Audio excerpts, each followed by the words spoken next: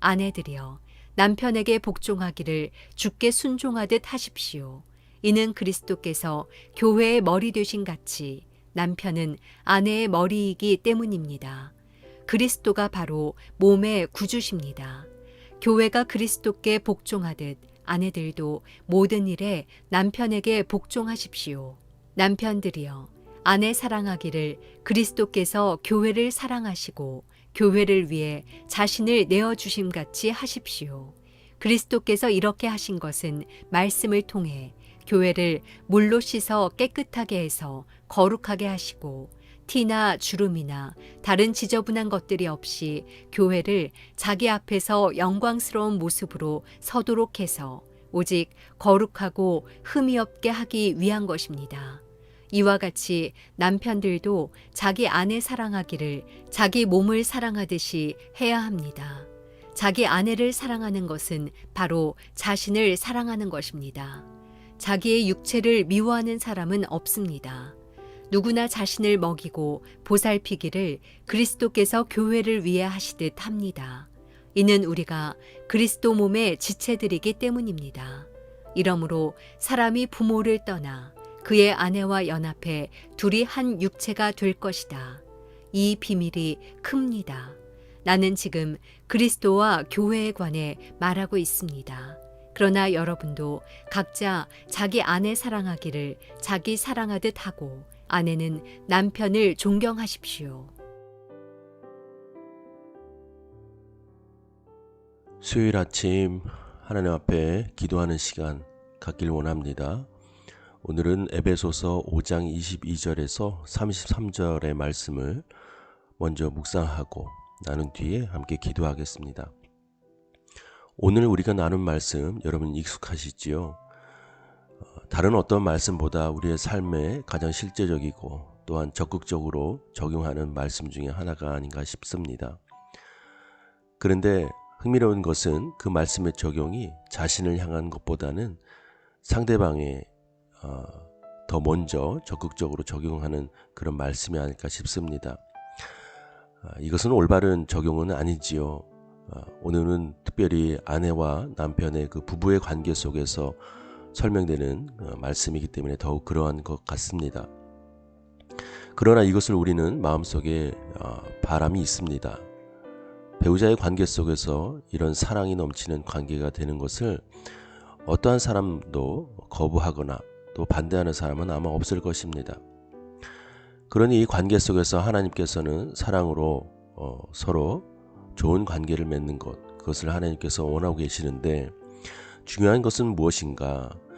남편이 아내에게 어떻게 행동하고 또 아내는 반대로 남편에게 이렇게 저렇게 행동하고 하는 결과적인 모습보다 더 먼저 되어야 하는 깨달음이 있습니다. 그리스도인은 이것을 먼저 깨닫고 이것을 먼저 믿음 가운데 반응해야 하는 것이 더 중요합니다. 그것은 무엇입니까? 우리가 남편과 아내 사이에서 어떻게 행동하느냐, 그 전제가 있는 것은 바로 예수님과 성도된 우리의 관계 속에서 증명되고 있습니다. 즉 남편과 아내와 남편이 서로를 향해서 행동할 때는 신랑 되신 예수님과 신부된 우리의 관계 속에서 우리가 예수님을 향하여 또 예수님께서 우리를 향하여 어떻게 하시는가, 또 우리는 어떻게 해야 하는가, 그 관계적인 측면에서 우리는 믿음으로 반응해야 하는 것입니다. 먼저는 무엇입니까? 여러분, 아내가 남편에게 복종할 때는 주께 순종하듯 해야 합니다. 즉 성도는 머리 대신 예수님의 말씀에 순종해야 합니다. 우리는 그렇게 하고 있습니까? 또한 반대로 남편이 아내 사랑하는 것은 예수님께서 교회를 사랑하시듯이 교회를 위하여 자신의 몸을 내어주듯이 그런 사랑을 예수님께서 우리에게 베푸셨음을 우리가 믿음으로 고백하고 또한 삶에서 경험하고 누리는 것, 그것이 먼저라는 사실입니다. 우리는 간절히 아내와 남편이 개선된 관계, 사랑의 관계로 발전하고 회복되기를 간절히 원하지만 우리가 예수님과의 관계 속에서 그런 사랑과 또 건강한 관계로 거듭나는 일에 대해서는 큰 관심이 없는 것 같습니다. 그러나 우리는 먼저 이것을 수행해야만 합니다.